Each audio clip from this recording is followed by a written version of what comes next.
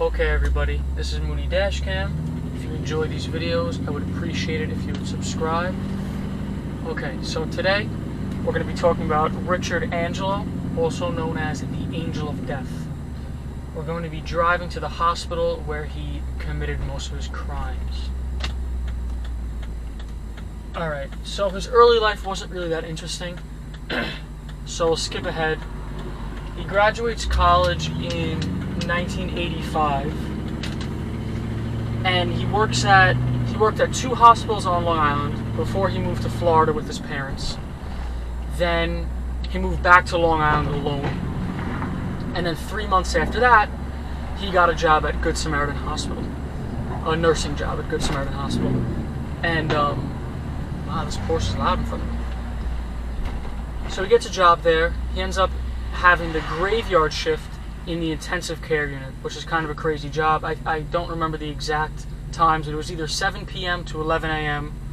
or 11 p.m. to 7 a.m. Either way, pretty rough shift. And he started to get along with everyone there. It's a very high-stress environment. He started to make friends with his coworkers. And then trying to get the recognition that he thought he deserved, because he had kind of this like hero complex.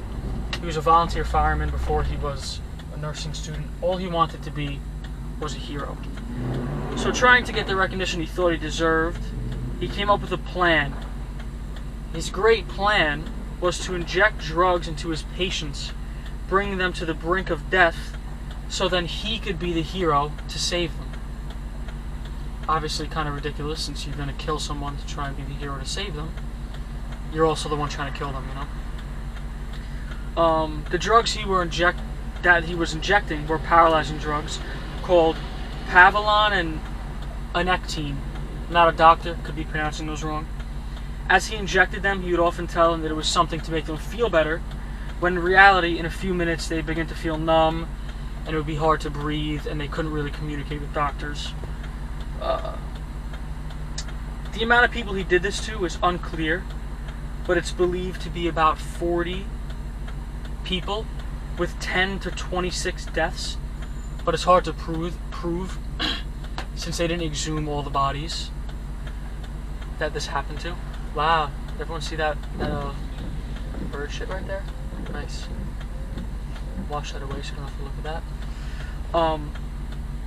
Yeah, 10 to 26 people were believed that he killed, but it could be more, and it could be not only isolated to Good Samaritan Hospital, since he did work at 2 hospitals before this. So yeah, they began suspecting something when people that were recovering well and doing fine would randomly die. Richard came under suspicion after giving his deadly cocktail to a 73-year-old patient named Girolamo Kucic. I think that's how you pronounce his name. Who realized he was going numb after he was given his injection that he was told he was going to feel better. He realized he's going numb, and he reached for the assistance button in the room. So one of the nurses that came in took a urine sample and found traces of the drugs that Richard was using, and Girolamo wasn't prescribed any of those drugs. So they were like, okay, they put 2 and 2 together. They asked for a description from the patient, what the nurse looked like, and his description was a heavy-set man with a dark beard and glasses. Well, he was the only male nurse on the graveyard shift in that hospital, so it was pretty easy to pin him down.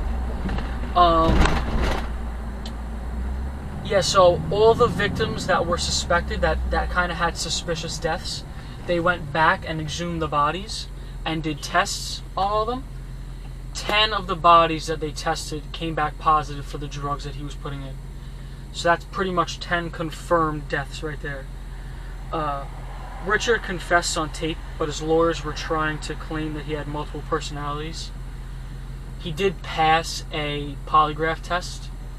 When they were asked about the murders, it came up that he was innocent. But polygraph tests aren't the most reliable things, and they can be passed even if you're innocent.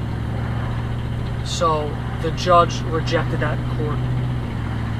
So in total, he had, when he was arrested, he had 2 counts of second-degree murder, 1 count of second-degree manslaughter, 1 count of criminally negligent homicide, and 6 counts of assault for the people that he didn't kill.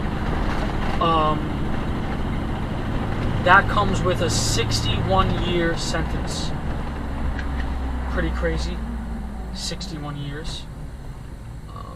Should be coming up on the hospital shortly. Yeah, I'll continue this video back up when we get to the hospital. Okay, this is the hospital here on the right. We'll turn down this road so we can see like the emergency entrance. So yeah, I'm obviously glad that this hospital reported the situation that was going on here, because there were some people that did this in the past, and a lot of the times the hospital doesn't want to get involved in the criminal cases because it reflects badly on the hospital. So they did a good thing. Well, Good Samaritan Hospital, there you go. But they did a good thing and reported it. So I'm glad they actually did that. Right up here is the emergency pull-in area. Alright, so that is pretty much everything you need to know about the Angel of Death. If you guys enjoyed, I would appreciate it if you would subscribe. Likes and comments are always nice too. Also, hit the notification bell so you know when I post a video. I appreciate it. Thanks for watching.